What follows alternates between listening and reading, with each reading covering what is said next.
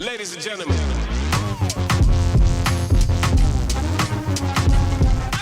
First of all, we gotta talk about the Super Bowl.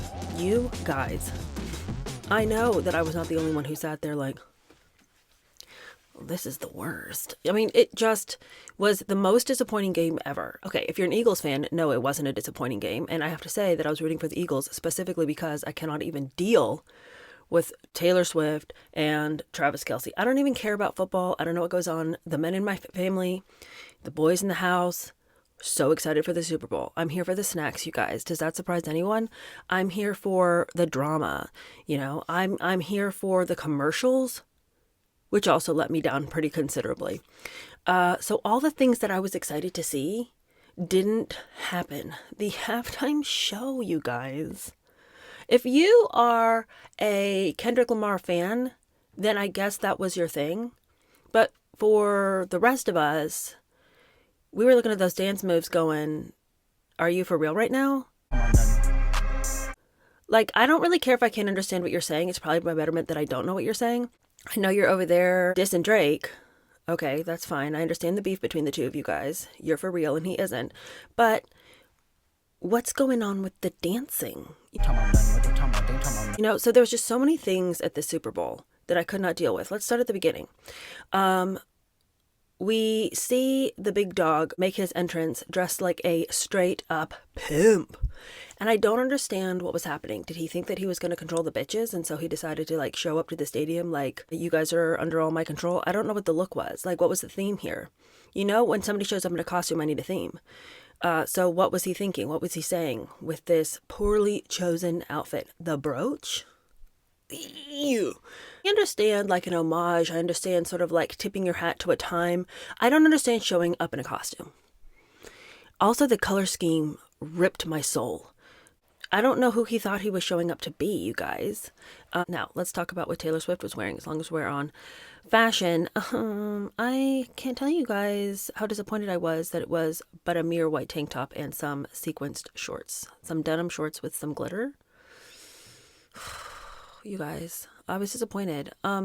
Mostly because if you're going to be on the Jumbotron, like we all know that you're going to be, you got to bring it. Last year, I feel like she did bring it with the outfit. I mean, I personally would not have worn that, but I personally wouldn't be in this situation anyway because nobody cares who I am. I'm not going to be at the Super Bowl.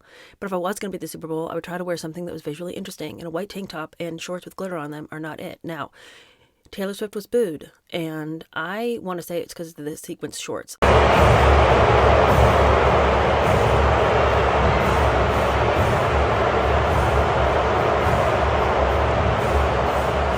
But I think it's just because the tide has turned against her because of the whole Blake Lively thing. However, hot take specifically from me, who has done my share of criticizing Taylor Swift, I don't think we need to boo people at the game. I think that's tacky. Show some grace, you guys. You might not like her, whatever. She's here her boyfriend plays on the team. She's going to come and watch. And regardless of what you think about her, don't be lame and boo her. What is she supposed to do? Just sit there and feel bad?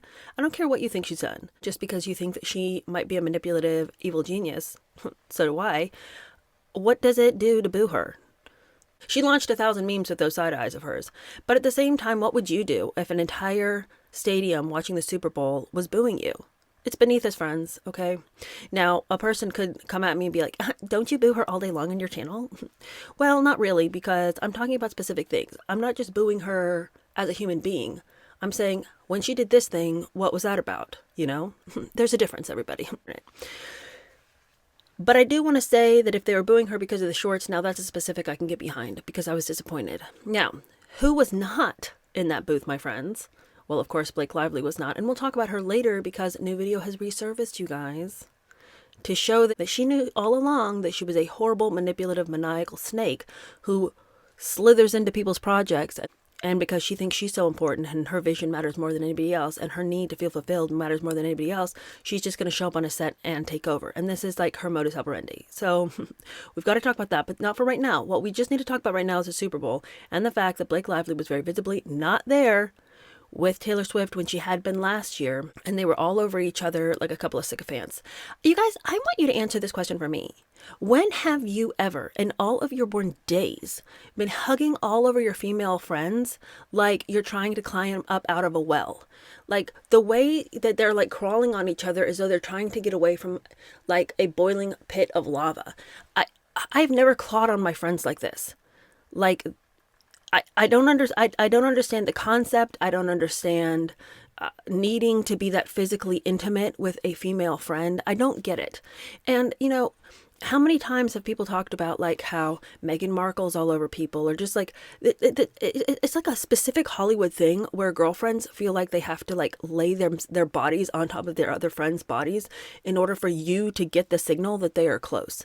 Never in all of my life have I felt like I needed to lay my body on one of my female friends when there's a camera around, just so everyone knows we're tight. Enter the real world, you weirdos. Nobody acts like this, okay? If you guys are such good friends, you don't always need to be all up in each other's space. It's just, you guys are friends. And I'm not saying, you know, some people are more affectionate than others. Some people are more like about the physical touch than others. It's not like a weird thing. And I'm not trying to say that there's something going on. Obviously, that's not what I'm saying. All I'm saying is just, I don't understand cosplaying this deep friendship. Just have a deep friendship. You know, I guess my real question is, are you guys laying on each other like this all the time when the cameras aren't around? Or is this like specifically camera related? I hope it is specifically camera related, because as lame as that would be, at least you guys wouldn't be all up on each other all the live long day. All right, so Blake Lively wasn't there. What also wasn't there was talent in the dancers in the halftime show. What the actual? I think any of us could do this.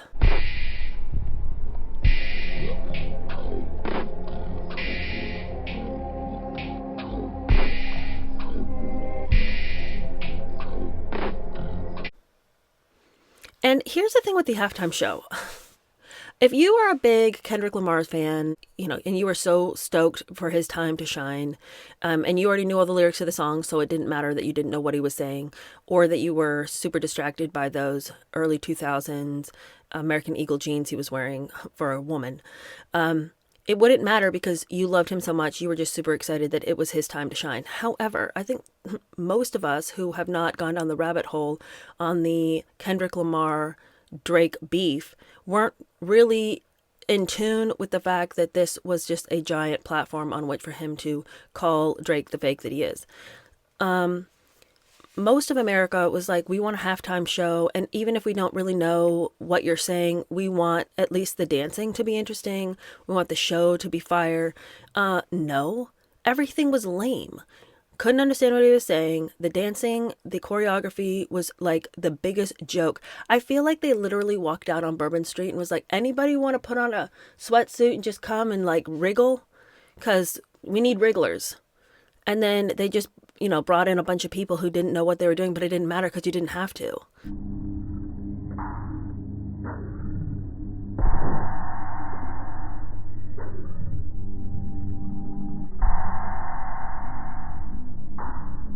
No one knew what they were doing. It was just like walk and wiggle. I think all of us can do this. I was just super lame because, again, he has to know that all of America doesn't know all of the songs. You got to supplement our lack of interest in your music with a fire show, you know? And that was not it. Let's talk about the commercials. I don't think I saw one commercial that I was like, wow, that was really good. As long as we're talking about commercials, let's talk about stupid Kanye and his dumb commercial. But he did this silly ad that he is just mimicking his past successes. Last Super Bowl, or a couple Super Bowls ago, I can't remember exactly when, he had done like a super short ad on his phone. It was poor quality, which was the point, and yet he got all this traffic to his website. So he gets on, he's got this stupid commercial with these ridiculous teeth in, and he's filmed it on his phone, and he's recalling for you that once again, just like last time when he did this, he's getting on his phone again because it, you know, societal norms mean little to nothing to him, and producing some kind of amazing Super Bowl ad is beneath him. So he's going to just pop on his phone, be stupid, mumble some stuff, be inarticulate, but what, who cares? Just get on his website and order. I spent like all the money for the commercial on these new teeth.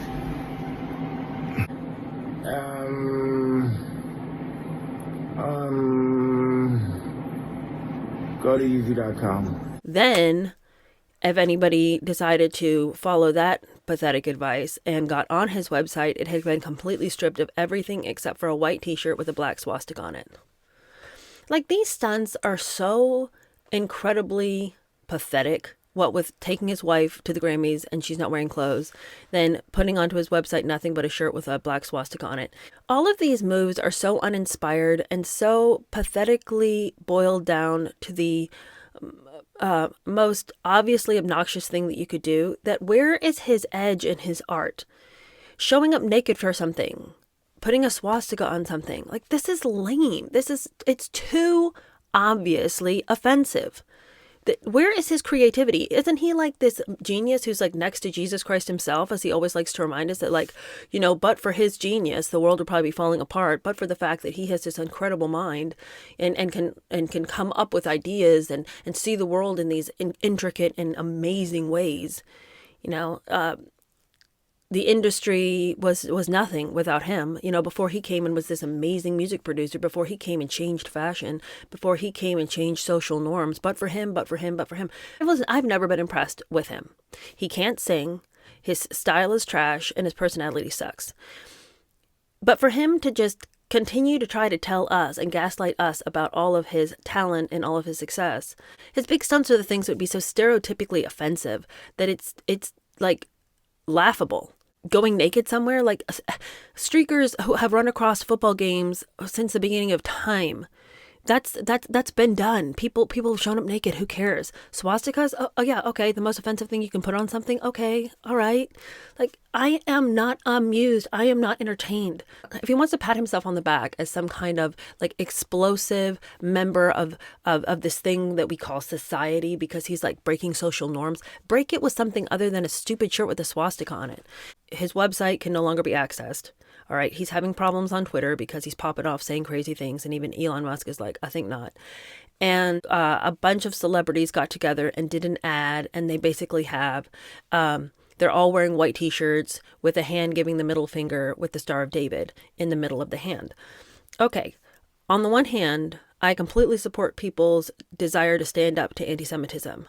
Bravo. However, who cares what this stupid clown does? He wants to put up a shirt with a swastika, and then all these celebrities get on together and with very serious faces put on shirts, you know, with the Star of David and an FU hand. And it's like, but you know what? Don't even give that clown the time of day with being serious. Do not take him seriously. He is a clown in his own circus with a party of one who happens to be his naked wife. Do not. Don't make an ad and get all these celebrities together and print shirts. You know, F yay. Who cares about that stupid clown? Do not legitimize him. Ignore him. If he wants to sit in the backseat of a car with his stupid clown teeth and tell you, you know, through his ridiculous dentures that you should, you know, go visit the website or whatever, and it turns out to be just a shirt with a swastika on it, man, you have fallen to the depths of depravity, you lame ass fool. And no, I'm not going to get all my celebrity friends together and we're going to print shirts that are like F you and legitimize your stupid anti-Semitism. Anti-Semitism is the lowest form of brain life. Kick it to the curb and move on, my friends.